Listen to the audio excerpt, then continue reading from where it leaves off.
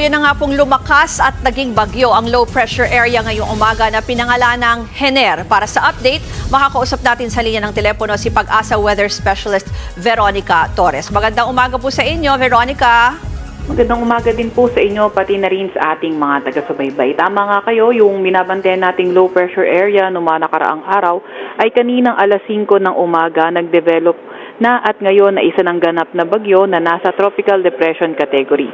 Kaninang alas 7 ng umaga, ito ay nasa may layong 315 kilometers, silangan, hilagang silangan ng Kasiguran, Aurora, nagtataglay ng lakas na hangin na 45 kilometers per hour malapit sa sentro at bugso na aabot sa 55 kilometers per hour. Kumikilos sa direksyong Kanluran, hilagang Kanluran sa bilis na 10 kilometers per hour. At dahil nga dito kay Bagyong Hener, nakataas ang tropical cyclone wind signal number 1 sa eastern at central portion ng mainland Cagayan, sa may Isabela, sa may Quirino, eastern portion ng Nueva Vizcaya, eastern at southern portion ng Apayao, sa may Kalinga, eastern at central portion ng Mountain Province, Ifugao, Aurora, eastern portion ng Nueva Ecija, at sa northern portion ng mainland Quezon, kabilang na ang Polillo Island. So, ma-enhance nga nitong si Hener, pati na rin nga nung bagyo sa labas ng ating Philippine Area of Responsibility, yung habagat, kaya asahan natin yung bugso ng malalakas na hangin sa may Mimaropa, Bicol Region, Visayas, Zamboanga Peninsula, Northern Mindanao, Caraga, pati na rin sa may Davao Region. So, posible nga din na lumabas na ating Philippine Area of Responsibility itong si Bagyong Hener by Wednesday. And also, may gale warning din tayo na nakataas dito sa may seaboards ng Southern Luzon, seaboards ng Visayas, at ang western, northern, at eastern seaboard ng Mindanao. Kaya mapanganib yung paglalayag ng mga maliliit na sasakyang pandagat. Veronica, yung isa pa, di ba, binanggit mo na yung Hener, tas may isa pa kayong binabantayan na nasa labas pa ng PAR itong Pulasan. Anong update dito? Kasi sinasabi nila, yung unang report, posibleng ang tatahakin nito, yung kaparehong areas nitong Ferdy or yung track niya, yung Bagyong Bebingka. Opo. So, halos kapareho nga ni Bagyong Bebingka ito, halos sisilip na lang ito sa ating Philippine Area of Responsibility. Posible nga itong nakikita natin na papasok around tomorrow evening at lalabas din ng Wednesday morning. So, halos silip lang, pero mag-enhance nga pareho sila ni Ferdy ng habagat, kaya magiging mas maulan western section ng ating bansa. Tanong ko lang, yung mga pag-ulan na naranasan natin kagabi, medyo malakas ito at maraming lugar yung nagbaha. Yan ba ay dahil dun sa habagat pa rin? Tama po kayo dyan. Okay, huli na lang, abiso na lang dun sa mga lugar na dapat mag-ingat ulit, Veronica. Opo. Sa ating mga kababayan na inuulan, lalo na noong mga nakaraang araw pa, ay pinag-iingat nga natin sa mga banta ng pagbaha at pagguho ng lupa, lalo na sa mga landslide at flood-prone areas. Yung ating mga kasamahan naman sa DRR office ay palaging magpapalikas kung kinakailangan ng lumikas, kaya make sure na lagi tayong susunod sa kanila. Maraming salamat, Pag-asa Weather Specialist Veronica Torres. Tuluyan na nga pong lumakas at naging bagyo ang low pressure area ngayong umaga na pinangalanang Hener. Para sa update, makakausap natin sa linya ng telepono si Pag-asa Weather Specialist Veronica Torres. Magandang umaga po sa inyo, Veronica.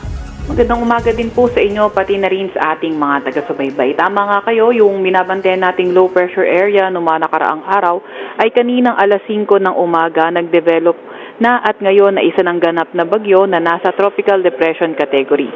Kaninang alas 7 ng umaga, ito ay nasa may layong 315 kilometers, silangan, hilagang silangan ng Kasiguran, Aurora, nagtataglay ng lakas na hangin na 45 kilometers per hour malapit sa sentro at bugso na aabot sa 55 kilometers per hour. Kumikilos sa direksyong Kanluran, hilagang Kanluran sa bilis na 10 kilometers per hour. At dahil nga dito kay Bagyong Hener, nakataas ang tropical cyclone wind signal number 1 sa eastern at central portion ng mainland Cagayan, sa may Isabela, sa may Quirino, eastern portion ng Nueva Vizcaya, eastern at southern portion ng Apayao, sa may Kalinga, eastern at central portion ng Mountain Province, Ifugao, Aurora, eastern portion ng Nueva Ecija, at sa northern portion ng mainland Quezon, kabilang na ang Polillo Island. So, ma-enhance nga nitong si Hener, pati na rin nga nung bagyo sa labas ng ating Philippine Area of Responsibility, yung habagat, kaya asahan natin yung bugso ng malalakas na hangin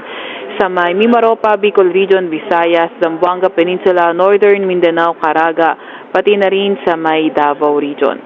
So posible nga din na lumabas na ating Philippine Area of Responsibility itong si Bagyong Hener by Wednesday. And also may gale warning din tayo na nakataas dito sa may seaboards ng Southern Luzon, seaboards ng Visayas at ang western, northern at eastern seaboard ng Mindanao. Kaya mapanganib yung paglalayag ng mga maliliit na sasakyang pandagat. Veronica, yung isa pa, di ba, binanggit mo na yung Hener, tas may isa pa kayong binabantayan na nasa labas pa ng PAR itong Pulasan. Anong update dito? Kasi sinasabi nila, yung unang report, posibleng ang tatahakin nito, yung kaparehong areas nitong Ferdy or yung track niya, yung Bagyong Bebingka. Opo. So, halos kapareho nga ni Bagyong Bebingka ito, halos sisilip na lang ito sa ating Philippine Area of Responsibility. Posible nga itong nakikita natin na papasok around tomorrow evening at lalabas din ng Wednesday morning. So, halos silip lang pero mag-enhance nga pareho sila ni Ferdy ng habagat kaya magiging mas maulan western section ng ating bansa. Tanong ko lang yung mga pag-ulan na naranasan natin kagabi, medyo malakas ito at maraming lugar yung nagbaha. Yan ba ay dahil dun sa habagat pa rin? Tama po kayo dyan. Okay, huli na lang, abiso na lang dun sa mga lugar na dapat mag-ingat ulit, Veronica. Opo. Sa ating mga kababayan na inuulan, lalo na noong mga nakaraang araw pa, ay pinag-iingat nga natin sa mga banta ng pagbaha at pagguho ng lupa, lalo na sa mga landslide at flood-prone areas. Yung ating mga kasamahan naman sa DRR office ay palaging magpapalikas kung kinakailangan ng lumikas, kaya make sure na lagi tayong susunod sa kanila. Maraming salamat, Pag-asa Weather Specialist Veronica Torres. Tuluyan na nga pong lumakas at naging bagyo ang low pressure area ngayong umaga na pinangalan ng Hener. Para sa update, makakausap natin sa linya ng telepono si Pag-asa Weather Specialist Veronica Torres. Magandang umaga po sa inyo, Veronica. Magandang umaga din po sa inyo, pati na rin sa ating mga taga-subaybay. Tama nga kayo, yung binabantayan nating low pressure area noong mga nakaraang araw ay kaninang alas 5 ng umaga nag-develop na at ngayon na isa ng ganap na bagyo na nasa tropical depression category. Kaninang alas 7 ng umaga, ito ay nasa may layong 315 kilometers, hilagang silangan ng Kasiguran, Aurora, nagtataglay ng lakas na hangin na 45 kilometers per hour malapit sa sentro at bugso na aabot sa 55 kilometers per hour. Kumikilos sa direksyong Kanluran, hilagang Kanluran sa bilis na 10 kilometers per hour. At dahil nga dito kay Bagyong Hener, nakataas ang tropical cyclone wind signal number 1 sa eastern at central portion ng mainland Cagayan, sa may Isabela, sa may Quirino, eastern portion ng Nueva Vizcaya, eastern at southern portion ng Apayao, sa may Kalinga, eastern at central portion ng Mountain Province, Ifugao, Aurora, eastern portion ng Nueva Ecija, at sa northern portion ng mainland Quezon, kabilang na ang Polillo Island. So, ma-enhance nga nitong si Hener, pati na rin nga nung bagyo sa labas ng ating Philippine Area of Responsibility, yung habagat, kaya asahan natin yung bugso ng malalakas na hangin sa may Mimaropa, Bicol Region, Visayas, Zamboanga Peninsula, Northern Mindanao, Caraga, pati na rin sa may Davao Region. So, posible nga din na lumabas na ating Philippine Area of Responsibility itong si Bagyong Hener by Wednesday. And also, may gale warning din tayo na nakataas dito sa may seaboards ng Southern Luzon, seaboards ng Visayas at ang western, northern at eastern seaboard ng Mindanao. Kaya mapanganib yung paglalayag ng mga maliliit na sasakyang pandagat. Veronica, yung isa pa, di ba, binanggit mo na yung Hener, tas may isa pa kayong binabantayan na nasa labas pa ng PAR itong Pulasan. Anong update dito? Kasi sinasabi nila, yung unang report, posibleng ang tatahakin nito, yung kaparehong areas nitong Ferdy or yung track niya, yung Bagyong Bebingka. Opo. So, halos kapareho nga ni Bagyong Bebingka ito, halos sisilip na lang ito sa ating Philippine Area of Responsibility.